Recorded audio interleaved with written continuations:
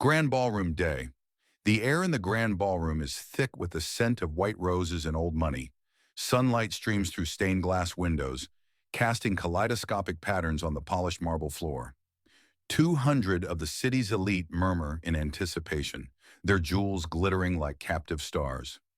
At the center of it all stands Kaelan. Impeccably dressed in a tailored tuxedo, he is the picture of aristocratic grace, but his eyes, a stormy shade of gray, are fixed on the arched double doors at the far end of the room. The silence is broken only by the rustle of silk and the occasional clink of champagne flutes. The master of ceremonies, a man with a magnificent mustache, puffs out his chest. Master of ceremonies.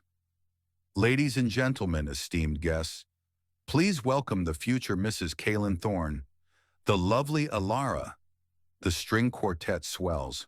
The doors swing open. Elara stands there, a vision in a gown of liquid silver. She is breathtaking, but her smile is a fragile thing, not reaching her eyes. She doesn't look at Kaelan. Her gaze is darting, searching the crowd. She begins her walk down the rose-petal-strewn aisle, her steps slow, measured. The guests beam. Kaelan's own tense smile softens into genuine affection. He loves her. This day, this life, was their planned future. Elara is halfway to him when she stops dead. Her eyes lock on a figure standing in the shadow of a column near a service entrance. RHYS. He's in a simple dark suit, his hands shoved in his pockets. He isn't supposed to be here. He gives her a single, almost imperceptible nod. The world holds its breath. Elara's face crumples, then resolves into a terrifying determination. She grabs the delicate skirts of her million-dollar dress, and she runs, not towards Kaelan, but away. She flees down the side of the ballroom, a streak of silver and desperation, straight into RHYS's waiting hand. He pulls her through the service door, and it slams shut behind them with a final, echoing thud. The quartet screeches to a halt. The silence that follows is absolute, suffocating. 200 heads swivel slowly back to Kaelan. He stands frozen at the altar, his hands still slightly extended. The warmth in his gray eyes evaporates, replaced by a glacial shock. He doesn't move a muscle, but you can see the foundation of his world cracking apart in the subtle tightening of his jaw. The humiliated fury, the profound betrayal, it all simmers beneath a surface of terrifying calm. He slowly lowers his hand. Kaelan. His voice is low, but it carries in the dead silence. It appears the entertainment for the afternoon has concluded. Please enjoy the champagne.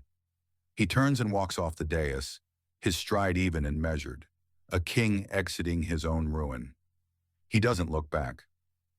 Kaelan's study, later. The study is a sanctuary of dark wood and leather. The chaos of the ballroom is a world away. Kaelan stands by the floor-to-ceiling window, a crystal glass of amber whiskey in his hand. He has discarded his jacket and tie.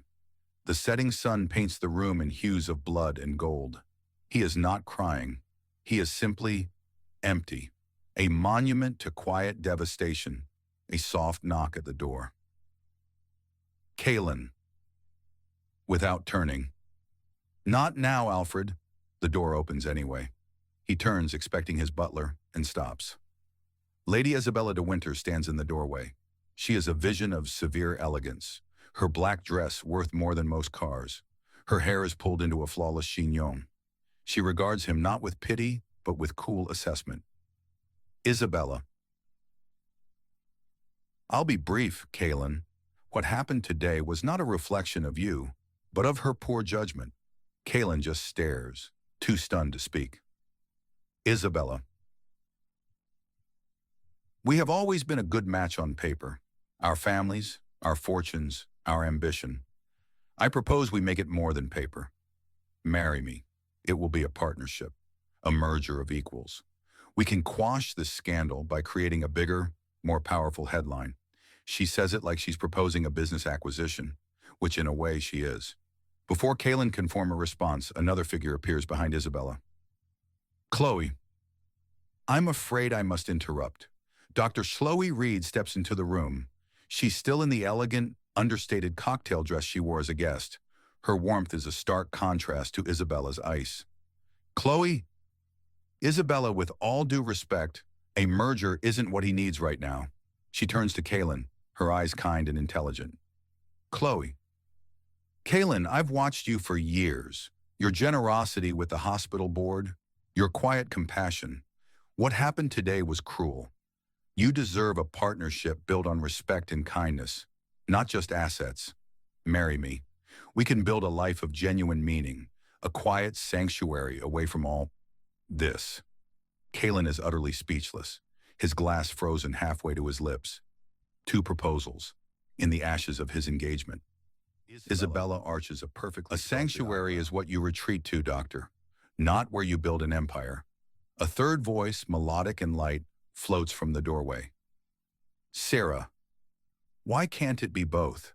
SERAPHINA Valentine seems to glide into the room. The pop star is ethereal, almost otherworldly, in a dress of iridescent lavender. She ignores the other women, her unusual violet eyes fixed only on Kaelan. SERA. I saw it, you know, from the back. The moment she decided. It wasn't about you. It was a bird seeing an open window. She takes a step closer, her voice dropping to a conspiratorial whisper. SERA. They're both offering you what they have. Power, comfort. I'm offering you a different story, a grand adventure. The world is so dull, Kaelan. Let's make it beautiful and strange together. Marry me. We'll write a legend, not a contract or a medical report. The 3 women stand in a semicircle before him, the Empress, the Healer, and the Muse. Each breathtaking, each offering him a completely different future on the worst day of his life. Kaelan finally sets his glass down. The ice clinks loudly in the tense silence. He looks at each of them in turn. Isabella's calculating certainty, Chloe's sincere empathy, Sarah's enchanting whimsy. A strange, weary laugh escapes his lips. It holds no humor. Kaelan. This is unprecedented. He runs a hand through his perfectly styled hair, finally mussing it. Kaelan continued.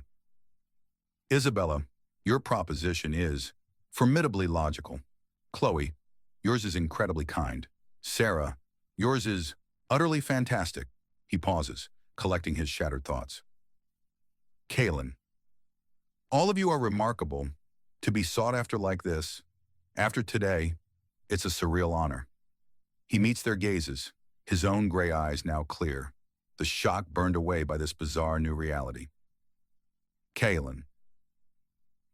But what I need today is not a wife.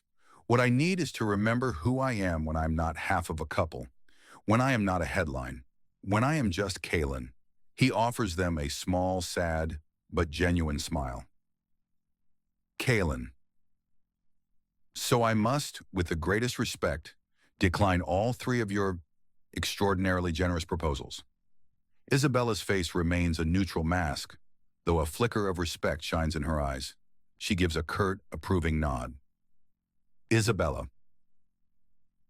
A strategic decision to reassess the board. Wise.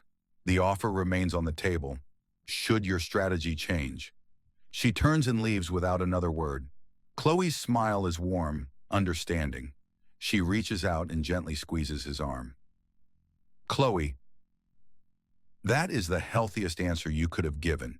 If you ever need a friend or a doctor, you know where to find me. She follows Isabella out. SERA looks at him, her head tilted. A slow, dazzling smile spreads across her face. SERA. I knew I liked you. The story just got more interesting. The chapter's closed, but the book isn't over. Call me if you ever want to cause a beautiful scandal. She winks, turns, and disappears in a whisper of silk. Kaelan is alone again. The setting sun has dipped below the skyline, leaving the room in twilight. The silence returns, but it's different now. It's not the silence of ruin. It's the silence of possibility. He picks up his glass, finishes the whiskey, and looks out at the city lights beginning to sparkle like fallen stars. The pain is still there, a raw, aching wound. But layered over it is a dawning, incredible